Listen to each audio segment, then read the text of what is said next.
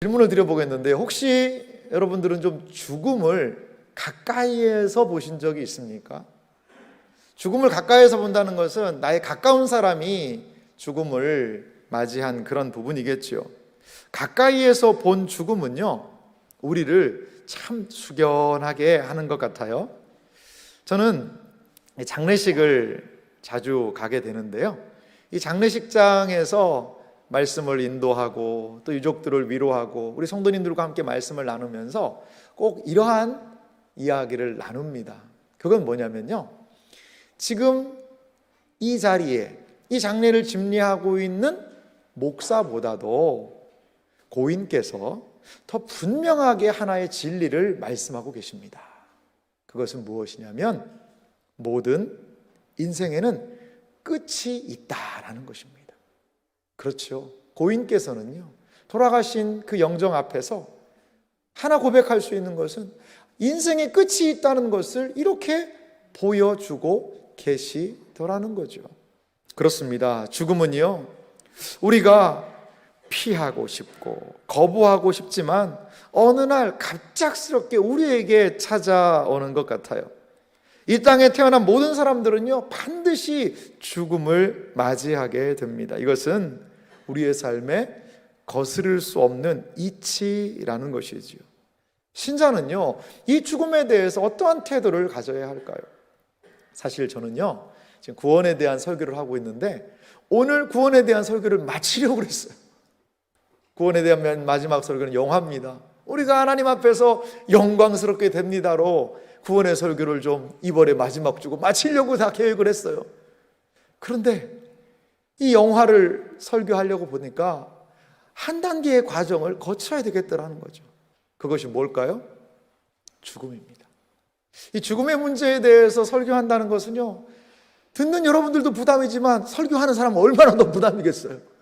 사실 우리가 무슨 장례식장도 아니고 주일날 한 주간 힘들게 와서 말씀 들으려고 하는데 죽음이 이렇고 저렇고 하면 마음이 어려울 수 있지요. 하지만 이 죽음이라는 것은요, 우리 신자의 구원과 떼려야 뗄 수 없는 관계를 맺고 있다는 거예요. 그래서 이 죽음에 대하여서 우리가 과연 하나님의 말씀이 죽음에 대해서 무엇이라고 이야기하는지에 대하여 나눠야 되겠다라는 그러한 간절한 소망함이 생겼습니다.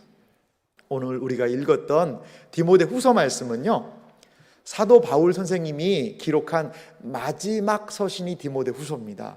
그런데 디모데후서 오늘 읽은 이 두 절의 핵심은 뭐냐? 10절 말씀도 한번 자세히 보세요. 이제 우리 구주 그리스도 예수의 나타나심으로 말미암아 나타났으니 그는 사망을 패하시고, 사망을 패했다는 것은요, 죽음을 이기셨다는 것입니다. 복음으로써 생명과 썩지 아니할 것을 드러내신지라. 죽음을 이기시고 사망을 패하시고, 그리고 생명, 썩지 아니할 것, 영생을 드러내셨다는 거예요. 이것이 우리가 믿고 신뢰하는 가장 중요한 것이, 주님께서 죽음을 이기셨고 또한 우리에게 이 영생의 은혜를 주시는 것이 우리에게 너무나도 귀중한 복음인 줄 여러분 믿으시기 바랍니다. 우리 신자들은요, 이것을 믿는 사람들이라는 것이지요. 생명으로 그 죽음을 우리 주님께서는 극복하셨다는 것입니다. 그렇다면요, 이 죽음의 의미를 우리가 좀 몇 가지를 좀 살펴보기 원하는데요, 먼저는요, 많은 사람들이요, 죽음 앞에 서 있다는 거예요. 예수 그리스도께서 죽음을 이기셨지만 여전히 많은 사람들은요, 죽음 앞에 서 있습니다.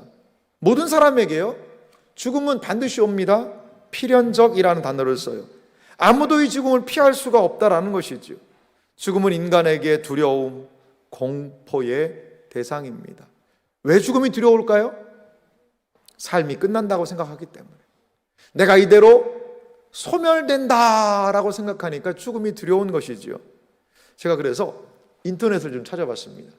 사람들이 죽음에 대해서 어떻게 생각하고 있나를 좀 알아보기 위해서 인터넷에 찾아봤더니 어떤 사람은요, 이 죽음이 너무나도 자기는 무서워가지고 어릴 때부터 죽음이 무서웠대요.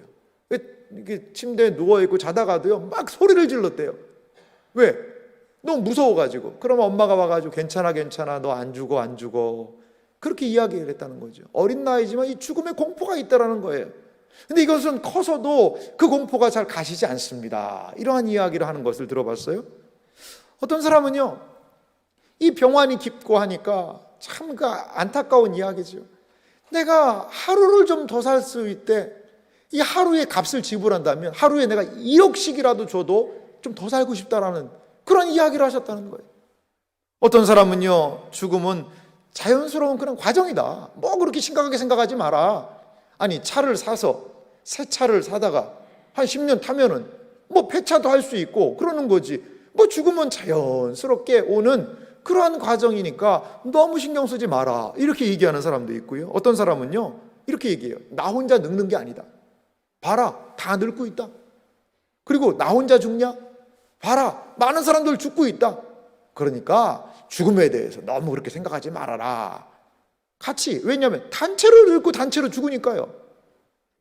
여러분 이렇게 죽음에 대해서 조금 가볍게 생각을 하고 싶지만 죽음은요 우리가 생각하는 것보다 큰 거예요. 죽음은요 많은 사람들이 죽고 있다라고 하지만 우리가요 철저하게 홀로 감당해야 하는 일이라는 것입니다. 코로나19로요 돌아가신 분들이 약 250만 명이래요. 250만 명이래요. 부산의 인구가요 350만 정도 되는데요 부산 인구의 약 70%가 되는 그러한 많은 사람들이 이 코로나19로 인하여서 소천하시게 됐다는 거지요. 그렇습니다. 지금도 수많은 사람들이 우리와 운명을 달리하고 있습니다. 죽음은요 우리와 매우 가까이 와 있다는 것이요. 성경은 죽음에 대해서 이렇게 이야기를 해요. 히브리서 9장 27절에 보니까요 한 번 죽는 것은 사람에게 정해진 것이요 그 후에는 심판이 있으리니. 한 번 죽는 것 사람에게 정해진 것이라는 거예요. 죽음은요 확정적이라는 것이지요. 그렇다면요 왜 사람은 죽어야 할까요? 죽음의 이유에 대해서 이렇게 이야기해요. 로마서 5장 12절에 성경에서 이야기하고 있는 죽음의 이유를 이렇게 말하고 있습니다. 그러므로 한 사람으로 말미암아 죄가 세상에 들어오고 죄로 말미암아 사망이 들어왔나니 이와 같이 모든 사람이 죄를 지었으므로 사망이 모든 사람에게 이르렀느니라. 성경은요 죄가 세상에 들어왔고요 죄가 세상에 들어오면서 뭐가 들어왔다는 거예요? 죽음, 사망이 들어왔다는 거죠. 그래서 모든 사람이 죄 아래에 있으니까 죽음이 모든 사람에게 임하게 되었다라고 이야기를 합니다. 우리가 잘 아는 로마서 6장 23절 말씀은 무엇을 얘기하죠? 죄의 삭은 사망이요. 죄짐은 죽는다는 거예요. 그렇습니다. 인류는요 죄라는 바이러스가 들어왔고요 그리고 그 바이러스 때문에 어떻게 된 거예요? 죽음으로 나아가고 된다는 것이죠. 단지 시간 차이가 있을 뿐이에요. 모든 인류는요 태어나자마자 시한부 인생인 것입니다. 죽음을 향하여 나아가는 그러한 존재라는 것이지요. 죽음이 존재하고 죄 때문에 죽는 이 죽음이 있지만 이 죽음에 대하여 많은 사람들이 해결을 못해요. 문제는 있지만 이것을 어떻게 다뤄야 될지를 모르고 주저하고 있는 것들을 볼 수가 있습니다. 그렇다면 성경은 이 죽음의 주제에 대하여 무엇을 이야기하는지를 먼저 살펴봤으면 좋겠습니다. 성경이 말하는 죽음을요 한 3가지 정도의 모습으로 살펴보기를 원하는데요. 먼저 첫 번째, 성경이 말하는 죽음은요 우리가 죽고 났을 때 우리의 육체는 땅에, 그리고 우리의 영혼은 하나님 앞에 가게 된다라고 우리의 죽음을 이야기를 합니다. 기독교 신앙은요 인간이 2가지로 구성됐다고 얘기를 해요. 우리가 눈에 볼 수 있는 육체와 또 보이지 않는 영혼, 이 둘로 구성되어 있다라고 얘기합니다. 죽음에 대하여서 많은 사람들은 생물학적인 정의를 내립니다. 심장의 박동이 멈춘 사람은 죽은 사람이다. 그렇게 이야기를 보통 합니다. 그래서 더 이상 이 생명을 유지하지 못하는 상태가 되었을 때가 죽음이다. 그런데 기독교 신앙은 죽음을 이렇게 정의해요. 죽음은 무엇이냐? 육체와 영혼의 분리가 일어나면 죽은 것이에요. 육체와 영혼이 분리가 되는 것, 이것이 바로 기독교 신앙이 이야기하고 있는 죽음의 모습입니다. 우리가 죽으면 우리의 육체는 땅에 묻히게 됩니다. 그리고 우리의 영혼은요, 그 즉시 하나님 앞으로 나아가게 되더라는 것입니다. 이 육체가, 이 영혼이 그럼 나중에 어떻게 될 거냐? 그건 다음 설교입니다. 영화할 때 그 부분은 살펴보도록 하겠습니다. 사도 바울은요, 그래서 죽음에 대해서 다음과 같이 이야기를 해요. 고린도후서 5장 8절인데요. 우리가 담대하여 원하는 바는 차라리 몸을 떠나는 게 뭘까요? 죽는 겁니다. 영혼이 몸을 떠나면 죽잖아요. 몸을 떠나서 주와 함께 있는 그것이라. 사도 바울은 무엇을 얘기합니까? 영혼이 몸과 분리되는 현상, 즉 죽음은 주님과 함께하는 것이라는 사도 바울 가운데 확신이 있었다는 겁니다. 예수님께서도요, 예수님 곁에 십자가 옆에 있었던 두 행악자들이 있었죠. 한 행악자에게 누가복음 23장 43절에 이렇게 이야기를 하셨어요. 예수께서 이르시되 내가 진실로 내게 이르노니 오늘 내가 나와 함께 낙원에 있으리라 하시니라. 우리가 알지만 예수님께서 십자가에 죽으시고 예수님의 육체는요 장사 지내 바되었습니다. 아마도 예수님 곁에 죽었던 이 행악자들, 강도들이라고 이야기하는데요, 그들도 땅에다가 그들의 시신을 매장했을 거예요. 하지만 그들의 영혼은 나와 함께 낙원에 있을 것이다 라고 예수님은 말씀하고 계십니다. 그렇습니다. 우리의 육체는 땅으로, 하지만 우리의 영혼은 죽음과 동시에 하나님께로 가게 된다는 것입니다. 두 번째, 성경에 말하는 죽음의 의미가 있어요. 그것은, 죽음이라는 것은요, 죄에 대한 죽음이고요, 영생으로 들어가는 과정이 죽음이라는 겁니다. 우리의 신앙이 무엇인지를 좀 잘 알려주는 우리 선배들의 그러한 교리문답이 있습니다. 하이델베르크 교리문답이라는 게 있는데요, 그 하이델베르크 교리문답 42번은요 신자의 죽음에 대해서 아주 중요한 이야기를 합니다. 제가 문을 읽어볼 테니까요, 여러분들이 한번 좀 답을 한번 읽어주시기 바랍니다. 그리스도께서 우리를 위해 죽으셨는데 왜 우리는 여전히 죽어야 합니까? 이게 참 중요한 질문이잖아요.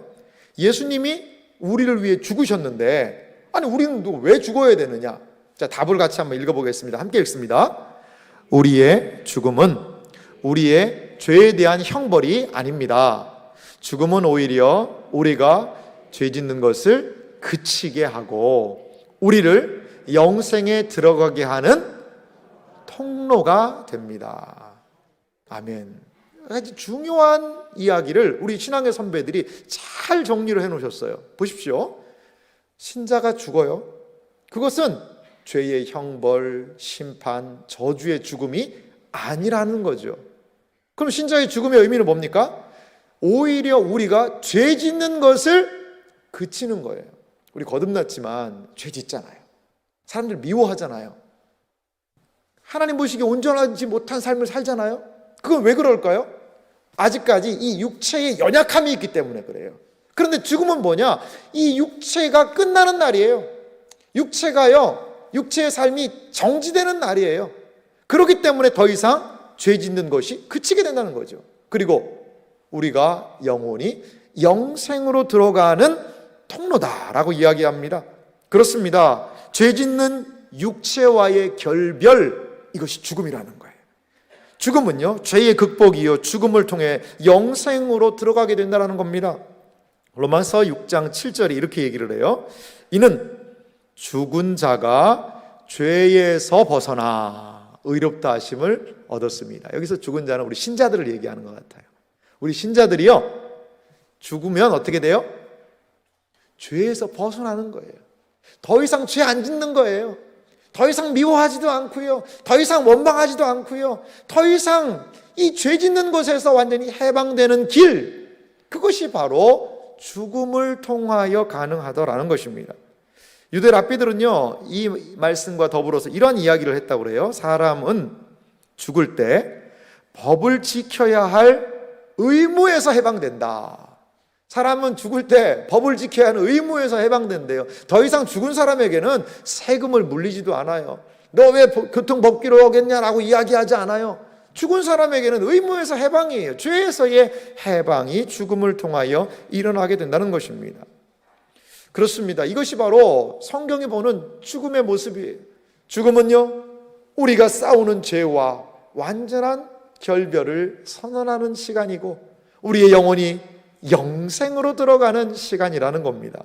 성경이 말하는 죽음의 세 번째 모습이 있어요. 그것은요, 성경은 죽음이 하나님의 복을 경험하는 과정이라고 얘기를 해요. 참 이 말씀은 귀한 말씀입니다. 제가 장례식에 갈 때마다요, 자주 하는 말씀이 지금 이 성경 구절 요한계시록 14장 13절인데요. 성경이 우리의 죽음에 대해서 뭐라고 이야기를 하는지를 우리 함께 좀 같이 읽어보도록 하겠습니다. 요한계시록 14장 13절 말씀 함께 읽습니다. 또 내가 들으니 하늘에서 음성이 나서 이르되 기록하라. 지금 이후로 주 안에서 죽는 자들은 복이 있도다 하시매 성령이 이르시되 그러하다. 그들이 수고를 그치고 쉬리니 이는 그들의 행한 일이 따름이라 하시더라. 아멘. 여기 앞부분 말씀 다시 한번 보여주세요. 기록하라. 지금 이후로 주 안에서 죽는 자들은 뭐가 있다는 거예요? 복이 있다는 거예요. 요한계시록에서요, 기록하라 라는 이 말씀은요, 중요한 것들을 기록하라고 얘기를 해요. 사도 요한이 하늘에서 들리는 음성을 들었어요. 기록하라는 거죠. 뭘 기록해요? 주 안에서 죽는 자들에게 복이 있다. 그것을 기록해서 알리라는 거죠. 자, 주 안에서 죽는 자들에게 복이 무엇일까요? 그 말씀을 계속 뒤에 말씀도 보면요, 성령이 이르시되, 성령이 보증을 해주시는 거예요. 뭘 보증해 주시냐? 그러하다, 맞다는 거예요. 성령께서 직접 말씀하셨다는 구절이 성경에 자주 나오는 이야기는 아닙니다. 근데 이 말씀이 너무나도 중요하기 때문에 성령 하나님도 친히 음성으로 그러하다 라고 보증을 해주시는 거죠. 그들이 수고를 그치고 어떻게 한다는 거예요? 쉬리니. 수고를 그치고 이제 쉬는 거예요. 우리는요, 휴가를 좀 가잖아요.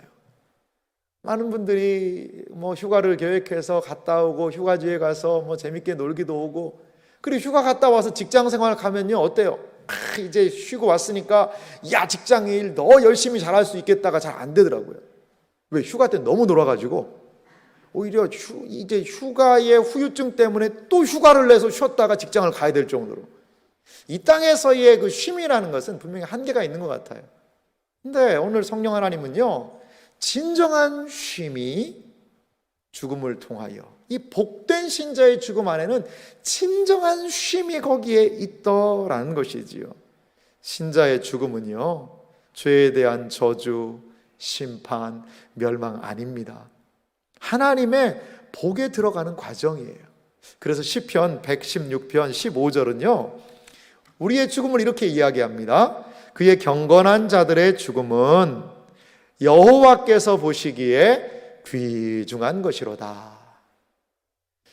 예전 개역 한글판에는 이걸 성도의 죽음은 이라고까지 이야기를 했어요. 우리 하나님을 믿는 사람들의 죽음, 여호와 하나님께서 그 죽음을요, 귀하게 보시는 줄 믿으시기 바랍니다. 이것이 바로 기독교 신앙이 이야기하고 있는 죽음의 모습입니다. 작년에 우리 교회가요, 좀 장례를 많이 치렀어요. 함께 신앙생활 하시던 우리 성도님들을 또 이렇게 하나님의 부르심을 받고 함께 이 땅에서의 마지막을 했던 그런 기억들이 참 많이 있는데요. 참 한 성도님의 그 죽음은 참 너무 안타까웠어요. 자녀들이 다 외국에 있는 거예요. 이 코로나가 터지니까 한국에 올지를 못해요. 그래서 우리 교우들과 함께 몇몇 그분을 아는 지인들이 예배를 드렸어요. 마지막을 잘 우리가 해드렸던 그런 기억이 있습니다. 그래서 출상하는 그런 모든 과정들을 우리가 인터넷으로 생중계를 좀 해드렸어요. 그랬더니 그걸 자녀들이 외국에서 보고 눈물을 흘리고 너무나도 감동했다고, 감사하다고 이야기를 하시는 그러한 장례도 치렀습니다. 장례식에 많이 참여하신 한 장로님이 그런 이야기를 하세요. 그 장로님은 우리 교회에서 가장 관을 많이 들으셨다고 그러더라고요. 근데 이렇게 고인의 관을 들으면서 항상 그런 생각이 든대요.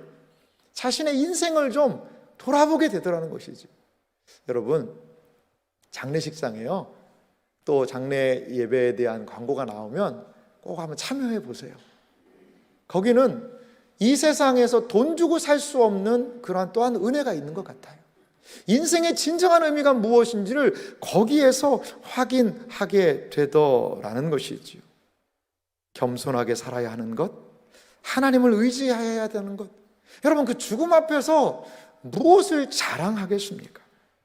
우리 찬송했지만요, 바라던 천국 올라가 하나님 앞에 배울 때 구주의 의를 힘입어 어여치 바로 서리라.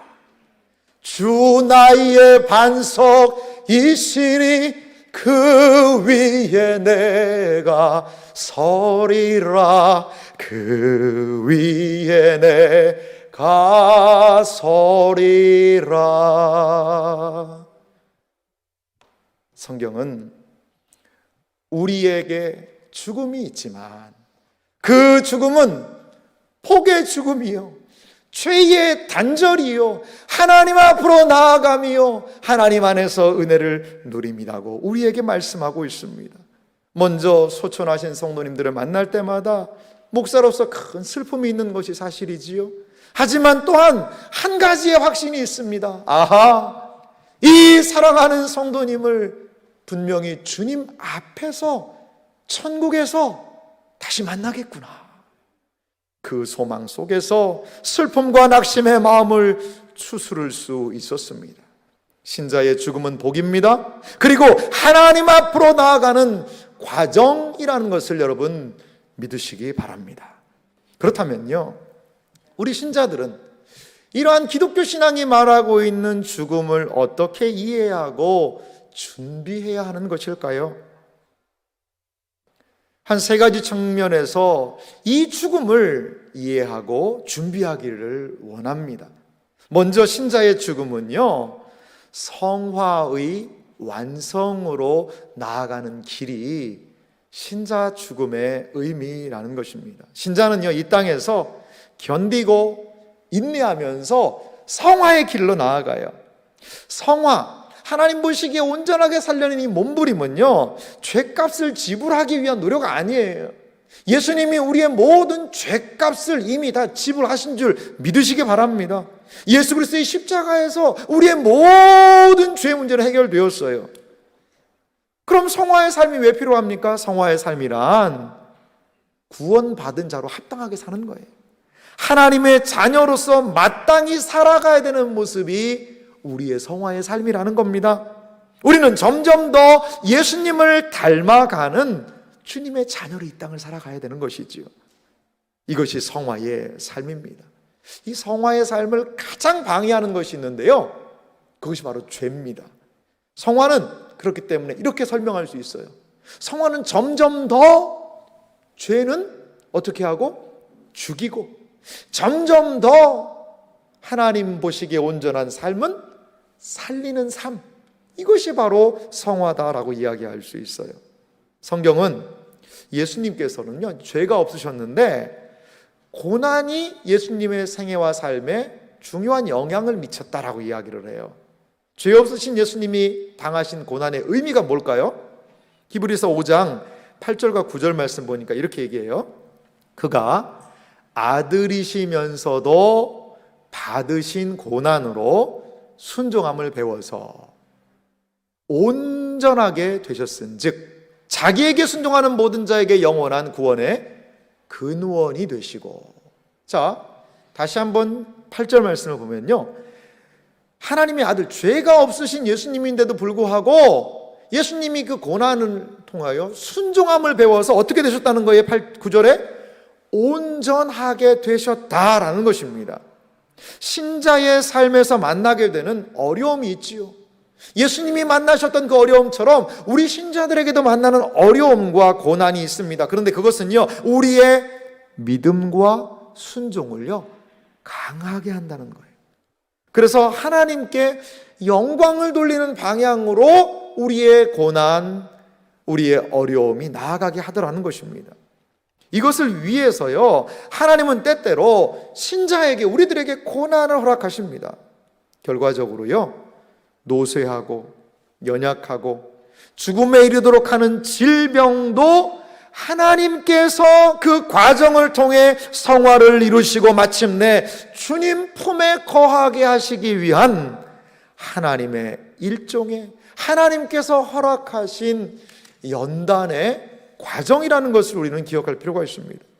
모든 삶을 통하여 고난 속에서 인내하며 예수님과 같이 순종하며 나아간 신자들은 육체의 생명이 끝나는 날 모든 죄의 소욕들을 이겨내고 성화의 완성을 경험하게 되는 것입니다. 신자의 죽음은요, 성화의 완성으로 나아가는 길이라는 것을 믿으시기 바랍니다. 우리가 죄와 싸우고 인내하며 나아가는 그 끝에 죽음이 있고요, 그 죽음을 넘어설 때에 거기에 성화의 완성이 있다라는 것입니다. 이것이 바로 우리 죽음의 의미예요. 두 번째 신자 죽음의 의미는 무엇일까요? 그것은 그리스도와 완전히 연합해서요, 승리를 경험하게 한다는 거예요. 신자는요, 예수님과 우리가 연합되어 있습니다. 이 연합에 대해서, 예수님과 하나됨, 이 부분을 다시 한번 알고 싶으면 그 구원에 대한, 하나됨에 대한 설교를 꼭 한번 참조하시면 좋겠어요. 그리스도와의 연합은요, 그분을, 예수님과 하나가 된 사람은 예수님을 따라가는 삶으로 나타나게 됩니다. 베드로 사도는 그래서요, 예수님의 고난이 우리에게 미치는 영향을 이렇게 이야기를 해요. 베드로전서 2장 21절 말씀인데요, 베드로 사도가 예수님의 고난이 우리에게 어떠한 영향을 미치는지 말씀하고 있는데요, 제가 읽어보겠습니다. 이를 위하여 너희가 부르심을 받았으니 그리스도도 너희를 위하여 고난을 받으사 너희에게 본을 끼쳐 그 자취를 따라오게 하려 하셨느니라. 예수님의 고난은요, 우리 신자들에게 본이 된다는 거예요. 그래서 그 예수님의 자취를요, 따라가게 한다는 거죠. 베드로전서 4장 13절은 계속 이어서 말합니다. 오히려 너희가 그리스도의 고난에 참여하는 것으로 즐거워하라. 이는 그의 영광을 나타내실 때에 너희로 즐거워하고 기뻐하게 하려 함이라. 그리스도의 고난에요, 참여한다는 거예요. 그리고 그것을 즐거워하라는 것입니다. 여기에서의 고난에 참여한다, 이거 고난에 참여한다는 것은요, 무엇도 포함될까요? 우리의 죽음까지도 포함돼요. 그리스도의 고난에 참여한다는 것은요, 내 죽음도 거기에 포함되어 있는 것입니다. 신자는 그리스도의 고난의 절정인 십자가의 죽으심과 같이 그리스도를 따라가는 사람들이라는 거죠. 우리의 죽음은 예수님과 같이 죄 용서를 위한 죽음은 결코 아니에요. 하지만 신자의 죽음은요, 그리스도의 고난에 진정한 참여가 이루어진다는 겁니다. 이 웨인 그루뎀이라는 선생님이 있는데요, 이 교리를 잘 다루시는 선생님인데, 그분은요, 그리스도와 연합한 신자의 죽음, 그리스도와 연합한 우리 신자들의 죽음의 의미를 이렇게 참 잘 말씀하고 있더라고요. 제가 한번 읽어볼 테니까 자막 준비했는데 한번 보세요. 신자에게 죽음의 맛을 보게 하시는 것은 죽음을 통하여 그리스도께서 하신 일을 본받고, 그렇게 함으로써 그리스도와 연합을 더욱 친근하게 경험하기 위한 것입니다. 그러니까 죽음을 통해서요, 그리스도께서 하신 일을 우리도 본받는 거예요. 그리고 이렇게 함으로써 그리스도와의 연합이 더욱더 친근하게 경험된다는 거예요. 우리의 죽음은요, 예수님의 죽으심을 경험해보는 그러한 시간이 되더라는 것입니다. 그렇습니다. 우리는요, 예수님과 같은 죽음을 통하여서 예수님과의 진정한 연합, 그것을 경험할 수 있다라고 웨인 그루뎀은 이야기하고 있습니다. 죽음은요, 그리스도와의 완전한 하나됨을 보여주고 있고, 그리스도의 완전한 그 죽음을 이기신 승리에 우리가 동참하게 하고 있다는 것을 여러분 믿으시기 바랍니다. 우리 그리스도인들이 바라볼 마지막 죽음의 의미가 있습니다. 그것은 무엇이냐면, 신자에게 임한 죽음의 의미는 이 사명과 연결되어 있다는 거죠. 사명을 완수하며 주님 앞에 서는 그 길이 우리의 죽음이라는 거예요. 신자가 맞이하게 되는 죽음은요, 이 땅에서 주어진 사명의 완수를 의미한다는 겁니다. 이 땅에서 주어진 사명의 날을 완수하는 날, 우리는요 어떻게 될까요? 주님 앞에 서게 될 거예요. 사도 바울은요, 자신의 마지막 서신인 디모데후서를 통하여서 사명을 위해 달려간 자신의 삶에 대해서 이렇게 이야기를 하고 있습니다. 디모데후서 4장 6절에서부터 8절인데요 6절부터 읽어드릴게요. 전제와 같이 내가 벌써 부어지고 나의 떠날 시각이 가까웠도다. 여기 전제라는 것은요, 구약의 제사를 드릴 때 마지막 드리는 제사라고 그래요. 이 전제를 부으면 제사가 끝나는 거예요. 그거와 같이 바울도 알았던 것 같아요. 나의 떠날 시각이, 내 죽을 날이 좀 다가온 것 같다. 그걸 사도 바울이 알았나 봐요. 7절에 이어서 이야기합니다. 나는 선한 싸움을 싸우고 나의 달려갈 길을 마치고 믿음을 지켰으니, 그 사도 바울의 주어진 삶을 마쳤다라고 얘기해요. 믿음을 지켰다라고 얘기해요. 그럼 8절에 바울이 기대하는 바가 있었습니다. 이것은 우리와도 매우 연결이 되어 있으니까 8절은 같이 읽어보도록 하겠습니다. 같이 읽겠습니다. 이제 후로는 나를 위하여 의의 면류관이 예비되었으므로 주 곧 의로우신 재판장이 그날에 내게 주실 것이며 내게만 아니라 주의 나타나심을 사모하는 모든 자에게도니라. 아멘. 사도 바울의 확신이 무엇입니까? 달려갈 길, 즉 사명을 마치고 이제 죽음 앞에서 나를 위해서 하나님이 예비하신 의의 면류관이 있다. 그것에 대한 확신을 사도 바울은 이야기합니다. 7절 말씀 다시 한번 보실래요? 그러한 확신은 사도 바울의 삶을 이렇게 인도했어요. 나는 선한 싸움을 싸웠다는 거예요. 여러분, 사도 바울이 싸운 선한 싸움은 어떤 싸움이었을까요? 돈 많이 벌기 위한 싸움, 성공하기 위한 싸움, 더 행복하기 위한 싸움이 아니라는 거죠. 사도 바울의 싸움은요, 달려갈 길, 사명을 완수하기 위한 싸움이었다는 거예요. 그리고 그 결국은 어떻게 했다는 거죠? 믿음을 지켰다는 거예요. 여러분, 우리의 싸움이 믿음을 지키기 위한 싸움이길 간절히 소망합니다. 우리의 싸움이 이 세상의 것들만을 추구하는 싸움이 아니라 믿음을 지키기 위한 싸움, 주님께서 우리에게 주신 사명을 완수하기 위한 싸움이 되기를 간절히 소망합니다. 살아있는 모든 사람에게 사명이 있습니다.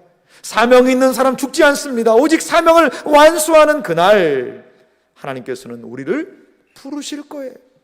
그러므로 죽음은 우리의 사명을 완수하고 그 사명을 부여하신 아버지 앞에 서는 날이 바로 우리 죽음의 날이라는 거예요. 죽음은 모든 일을 마치는 날이 될 거예요. 그날까지 신자는 이 땅에서 믿음의 싸움을 멈추어서는 안 된다는 거예요. 사랑하는 성도 여러분, 우리가 살아있다면 하나님이 주신 사명이 있다는 것을 기억하시기 바랍니다. 끝까지 믿음의 삶을 분투하시기 바랍니다. 예배 드릴 수 있을 때 예배 드려야 돼요. 기도할 수 있을 때 기도해야 돼요. 성경 읽을 수 있을 때 성경 읽어야 돼요. 왜요? 일할 수 없는 밤이 속히 와요. 일할 수 없는 밤이 속히 와요. 우리가 살아있는 그날, 이 믿음의 싸움의 끝날에 주님 앞에 우리가 서야 된다는 것을 기억하며 믿음의 사명으로 분투하는 여러분들의 삶이 되시기를 주님의 이름으로 소망합니다. 저는 이제 마지막으로요, 한 분을 좀 마지막으로 소개하고 싶어요. 존 칼빈이라는 분인데요, 이 존 칼빈은 지금부터 약 500년 전의 사람입니다. 그런데 사실 이 존 칼빈이라는 이 선생님을 통하여서 우리가 믿는 이 개신교 신앙이 나오게 되었어요. 로만 가톨릭이 하나님을 잘못 섬기는 거에서 바른 하나님을 섬기는 모습으로 나오게 되는, 우리의 신앙에 중요한 이정표를 제공하고 우리 이 개신교 신앙, 우리 기독교 신앙의 가장 중요한 것을 새롭게 하신 분이 바로 존 칼빈, 마르틴 루터 이러한 분이세요. 그분들을 이 종교 개혁자라고 이야기하거든요. 근데 이 존 칼빈의 삶은요, 순탄하지 않았어요. 하나님 순종하고 하지만 순탄하지 않았어요.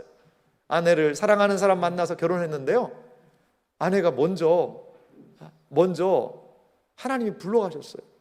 그 사이에 자녀가 태어났는데요, 그 아이가 죽어요. 그런 인생에 많은 어려움이 있습니다. 이 존 칼빈은요, 하나님의 말씀을 그 제네바의 사람들에게 너무나도 열심히 전했고, 그 목사님들을 모아서 성경 공부하고 설교하고 말씀 가르치고, 그리고 이 가톨릭의 잘못된 것들을 다 걷어내고 그렇게 믿음을 향하여 분투하는 삶을 살았다는 것이지요. 그런데 그렇게 열심히 살다 보니까요, 뭐 얻은지 아세요? 병을 얻었어요. 이 칼빈이요, 질병들이 많았는데요, 말라리아와 같은 열병, 백혈병, 위궤양, 담석, 치질, 통풍, 관절염으로요 걷지 못할 때도 있었대요. 하지만 칼빈은요, 이 자신의 고난을 경험했지만 그 고난 속에서도 그리스도를 정말 의지하고 신뢰했다는 것이지요. 참 아깝게도 54세의 나이에 하나님의 부름을 받게 됩니다. 그는 고난에 대해서 이야기하면서요, 히브리서 11장을 믿음장을 주석합니다. 이러한 이야기를 남겨요. 제가 읽어드릴 테니까 들어보십시오. 우리는 영원한 생명이 약속되었지만 약속은 죽은 뒤에 이루어진다. 의롭다 칭함을 얻었지만 우리 속에는 죄가 여전히 자리 잡고 있다. 우리는 복받은 자라고 알고 있지만 현실은 표현할 수 없는 고통에 매여 산다. 우리는 선한 모든 것으로 풍성히 약속받았지만 종종 배고프고 목마른 삶을 산다. 하나님은 우리에게 온다고 약속하셨지만 우리의 부르짖음의 귀를 막으시는 것 같을 때도 있다. 이러한 모든 것에 대해서 칼빈이 이렇게 얘기를 해요. 이 때문에 믿음은 바라는 것들의 실상이요, 보이지 않는 것들의 증거라고 부르는 것은 정확한 표현이다. 고통이 있었죠. 시련이 있었지요. 하지만 그 속에서 진정한 믿음을 발휘했던 믿음의 사람 존 칼빈을 우리는 생각할 수 있습니다. 존 칼빈은요, 1564년 5월 27일에 하나님의 부름을 받았어요. 하나님의 품에 안기게 되었습니다. 그는 죽음에 대하여서 이렇게 가르쳤다고 해요. 죽음에 대한 존 칼빈의 견해에 대해서 이렇게 이야기를 합니다. 신자에게 죽음은 더 나은 삶으로 가는 길목에 불과합니다. 이 때문에 죽음은 더 이상 끔찍한 일이 아닙니다. 우리는 그리스도를 인도자로 삼아 흔들리지 않고 따라갈 것입니다. 그리스도는 죽어 썩지 않으셨고 우리도 썩지 않게 하실 분이십니다. 이것이 바로 죽음을 맞이한 우리 신자들의 모습이어야 하지 않을까요? 이것이 바로 죽음 앞에서 용기와 담력을 내야 하는 우리 신자들의 모습이 아닐까요? 우리는 그리스도를 인도자로 삼아 죽음이 온다 하더라도 흔들리지 않고 끝까지 찬송을 부르며 주님을 따라가야 할 줄 믿습니다. 이것이 바로 우리 신자들의 믿음의 삶이요, 죽음을 이기신 그리스도를 의지하는 신자들의 삶인 줄 믿습니다. 죽음을 통해 우리 신자의 구원은 완성됩니다.